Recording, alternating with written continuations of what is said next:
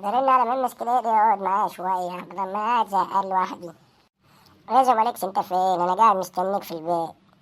خلاص تمام، ما تتأخرش يا صاحبي. يلا تعال، سلام. ايه الاخبار يا ابو الحماكيش؟ عامل ايه؟ انا تمام والله يا ممس، انت اخبارك ايه؟ كويس كده بخير؟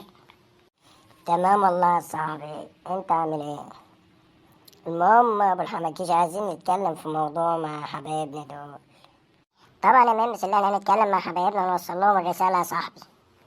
حبايبنا واخواتنا، احنا جايين نوصل لكم رسالة النهاردة من حموكشة الأصلي ومن عشان خاطر ما انتوا عارفين اللي احنا داخلين على رمضان، وربنا يعود علينا وعليكم الأيام بخير.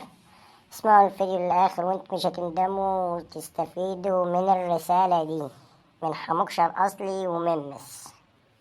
زي ما قال لكم اخويا ممس كده، اللي احنا داخلين على رمضان، فهنحاول ان احنا مثلا ما نكونش زعلانين من حد ولا نزعل حد مننا. ماشي، واعمل الخير وارميه في البحر زي ما بيقولوا، واكيد طبعا اللي بيبقى عند ربنا ما بيضيعش. وزي ما قلنا لكم كده، احنا جايين نوصل لكم الرسالة، فعشان كده اتمنى من ربنا ومن اخواتي طبعا اللي انا بتشاهدوني دلوقتي، اللي انتوا ما فيش حد مثلا يكون بيظن في حد ظن وحش. ولو انت زعلان مثلا من حد، اللي انت تروح تصالحه ده اجرك عند ربنا، تمام. وغير كده تاني، اللي احنا داخلين في شهر مفترض، ما ينفعش اللي احنا مثلا نتكلم عن حد في ظهره او نظن في حد ظن وحش من غير ما نكون متأكدين. اوكي. وزي ما قال لكم اخويا ممس كده، طبعا ان احنا داخلين في شهر مفترض وشهر كريم، عشان كده احنا مش عايزين نخلي حد يزعل مننا او نزعل اي حد، تمام، من اتفه الاسباب. احنا دخلنا بس عشان نوصل لكم الرسالة دي النهاردة بس قبل رمضان.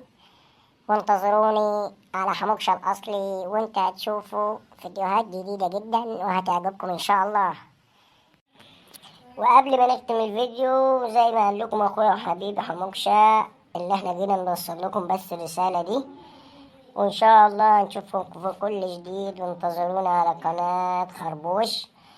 وقبل ما نختم الفيديو، ما تنسوش تعملوا اشتراك في القناة وتفعلوا زر الجرس وتعملوا اللايك الجميل.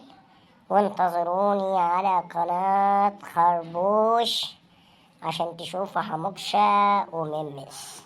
وزي ما قال لكم ممس كده، ما تنسوش تعملوا الاشتراك وتفعلوا زر الجرس وتعملوا اللايك. وانتظرونا على قناة خربوش عشان تشوفوا كل جديد.